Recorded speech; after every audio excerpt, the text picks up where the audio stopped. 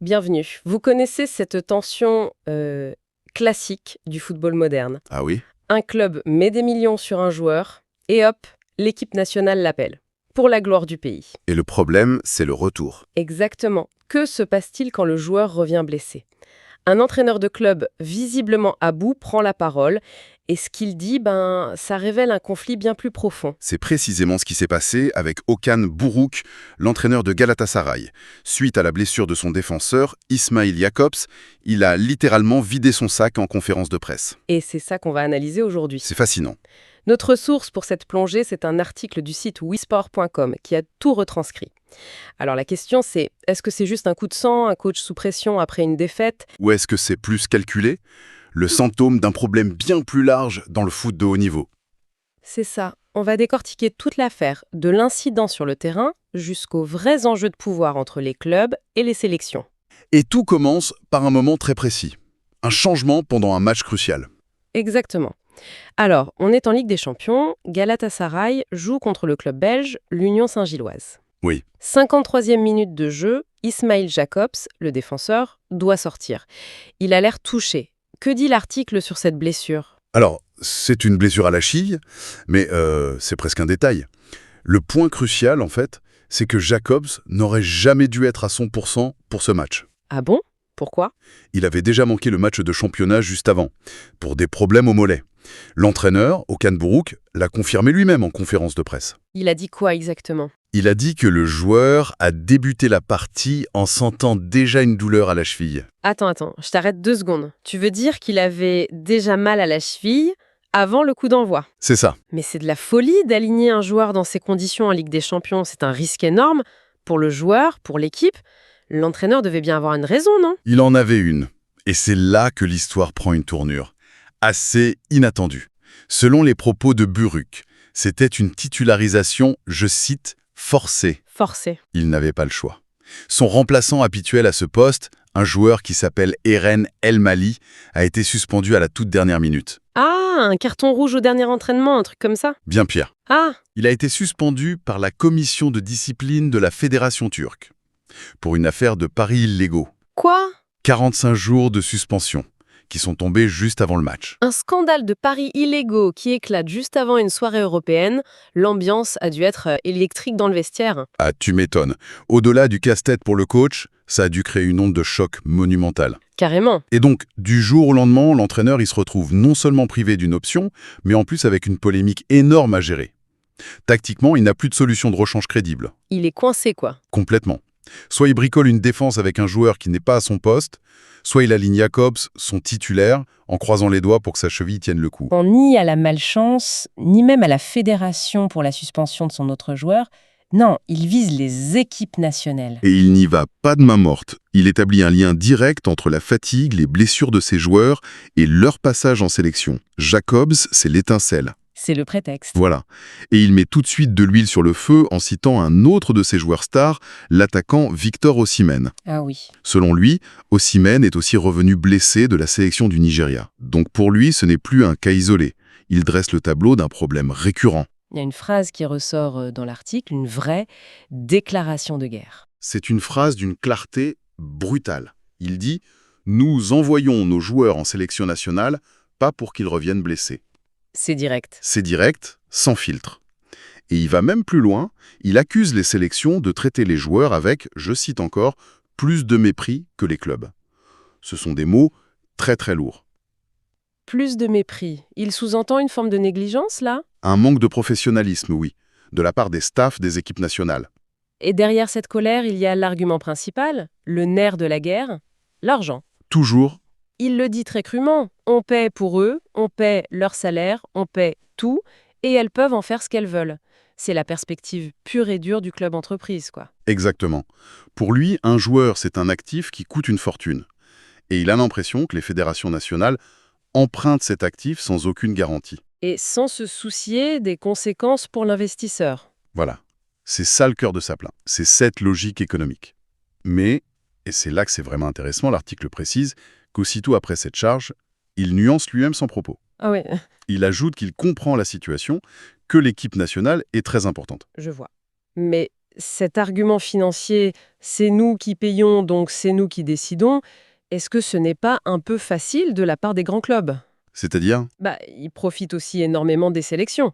Un joueur qui flambe à la Coupe du Monde ou à la CAN, sa valeur marchande explose, non? Ah bah oui, complètement. Le club en bénéficie directement, soit en images, soit financièrement lors d'une revente.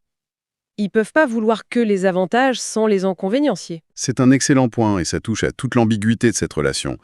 C'est une relation symbiotique, chacun profite de l'autre, jusqu'à ce qu'un problème arrive. Et là, chacun rejette la faute sur l'autre. C'est le blame game exactement. Busureux qui est en plein dedans, mais il est assez lucide pour reconnaître la complexité du truc, en disant que le sentiment national c'est différent, il admet qu'il y a une dimension qui échappe à la simple logique comptable. Il sait que ce n'est pas qu'une question d'argent. Voilà, il comprend que pour un joueur, porter le maillot de son pays, c'est un honneur suprême. Et qu'ils vont se donner à 200%, quitte à prendre des risques. Il est donc pris en étau. D'un côté, son rôle de manager, qui doit protéger les actifs du club. Et de l'autre, sa compréhension de la passion, de cet irrationnel qui fait aussi la beauté de ce sport. Ce n'est pas juste un manager qui se plaint, c'est plus profond que ça. C'est un homme de football qui exprime un dilemme profond. Un conflit de loyauté qui déchire tout le monde dans cet écosystème-là. Les clubs, les joueurs, les fédérations. Lui, il est au point de collision.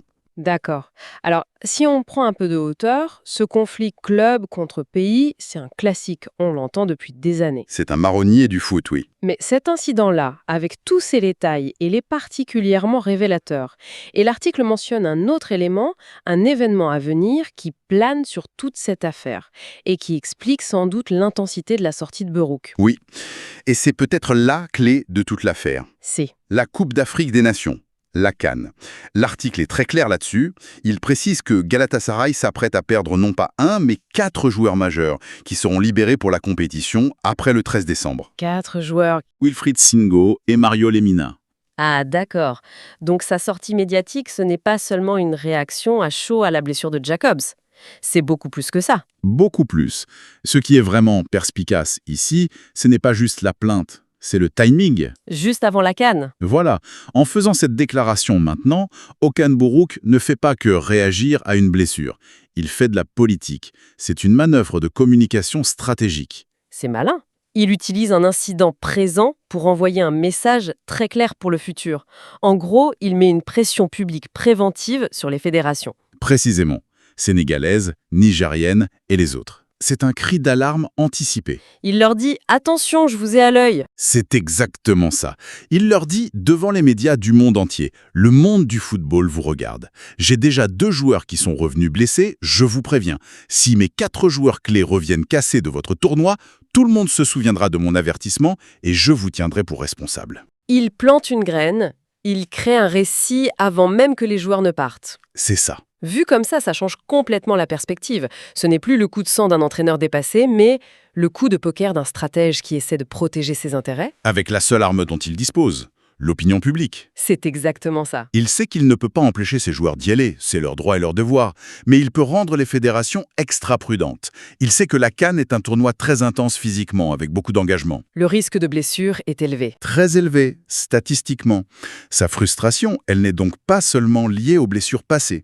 Elle est décuplée par l'anxiété des blessures à venir et l'impact que ça pourrait avoir sur la saison de Galatasaray. C'est un acte de management préventif. Parfaitement résumé. Donc ce qu'on a vu, c'est qu'une simple blessure à la 53e minute, en fait, ça cache toute une saga. Une histoire de pression, de décisions impossibles et de stratégie de communication. C'est l'effet domino. Tout part de la blessure de Jacob. Qui n'aurait pas dû jouer s'il n'y avait pas eu cette suspension rocambolesque de son remplaçant. Exactement. Cette situation intenable pousse l'entraîneur à faire un pari risqué qui échoue. Et cette déception, combinée à l'anxiété de perdre 4 joueurs pour la CAN, le pousse à lancer cette offensive médiatique.